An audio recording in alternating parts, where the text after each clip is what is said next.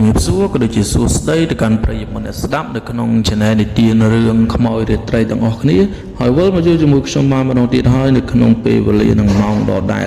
ហើយថ្ងៃនេះគឺខ្ញុំមានរឿងមួយដើម្បីចែករំលែកទៅកាន់អ្នកទាំងអស់គ្នារឿងនោះគឺជារឿងចម្លែកមួយដែលចាស់ៗក៏តែងតែនិយាយថាខ្មោចក៏ចេះស្លោហើយនឹងធ្វើម្ហូបដូចជាយើងដែរនៅពេលដែលនិយាយទៅដល់ចំណុចនេះគឺខ្ញុំនឹកឃើញការពីខ្ញុំនៅក្មេងខ្ញុំដើរឆ្លោះត្រីហើយនឹងដើរដាក់អន្ទាក់កដោដែលគ្រាមភាសាស្រុកខ្ញុំហៅកដោហើយ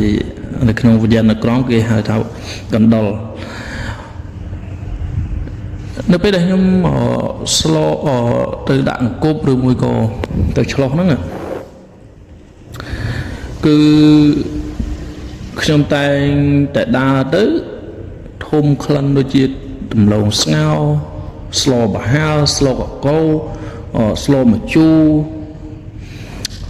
ស្លអីយ៉ាងទៅហើយនៅពេលដែលខ្ញុំសួរទៅពូរបស់ខ្ញុំដែលខ្ញុំដើរជាមួយទៅដាក់អង្គប់ក្រៅមួយគាត់ហ្នឹងខ្ញុំថា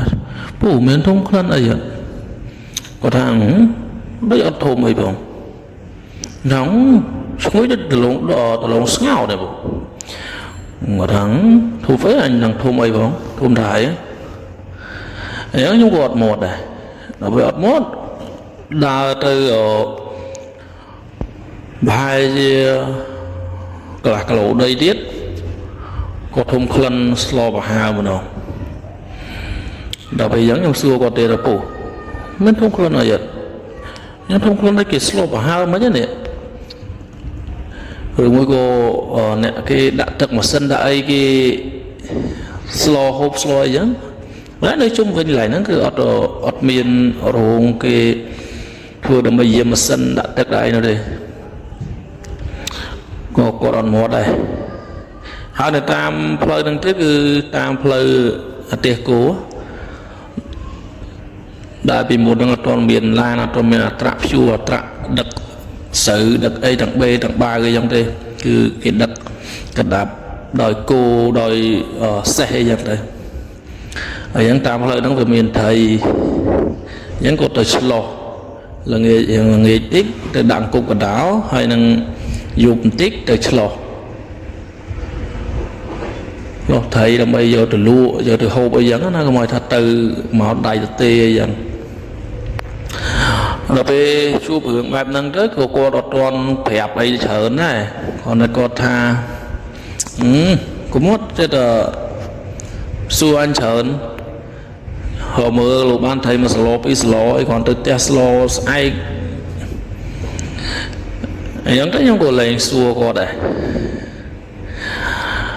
ដល់ពេលទៅដល់ផ្ទះគាត់ប្រាប់ទាំងអស់ហ្មងគាត់ថារឿងធំក្លិនសម្លធំក្លិនដលងស្ងោរធំក្លិនអីហ្នឹងគឺពួកខ្មោចគេធ្វើម្ហូបពីព្រោះតែពួកខ្មោចហ្នឹងក៏ធ្វើម្ហូបដាំបាយដូចតែយើងដូចតែអីចឹងទៅហើយយើងពឺសបល់ខ្ញាក់ហ្មងអ្នកនរគ្នាយើងនឹកស្មានមិនដល់តាមពិតទៅសួរខ្ញុំពេលដែលខ្ញុំសួរឯងគាត់ដឹងអត់ថាធំក្លិនអីហើយសួរអញអញ្ចឹងទាំងអស់តែគាត់អញអត់ប្រាប់អញ្ចឹងចាប់ប្រាប់ដឹងមករឿងទៀតថាមិនគួរណាយើងទៅសួរគាត់អញ្ចឹងណា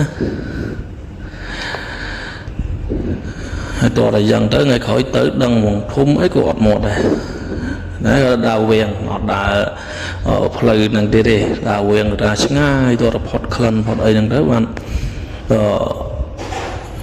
ចូលផ្លូវអាទេសផ្លូវវាព្រោះថាការនោះត្រីគឺស្រូបមែនទេនៅតាមផ្លូវអាទេសវាទឹកហូរទឹកអីរិចហើយខ្សែអីយ៉ាងទៅវានៅតាមខ្សែហ្នឹងវាលោតចុះមកអីយ៉ាងហ្នឹងហើយហ្នឹងគឺមានតែប៉ុណ្្នឹងឯងខុសខាតឡើយណាសូមអភ័យទោសឲ្យខ្ញុំផងហើយកុំភ្លេចជួយចុច Subscribe Channel YouTube របស់ខ្ញុំម្នាក់មួយផងដើម្បីលើកទឹកចិត្តក្នុងការបង្កើតវីដេអូថ្មីៗដល់អ្នកនរគ្នាទៀតបាទសូមអរគុណ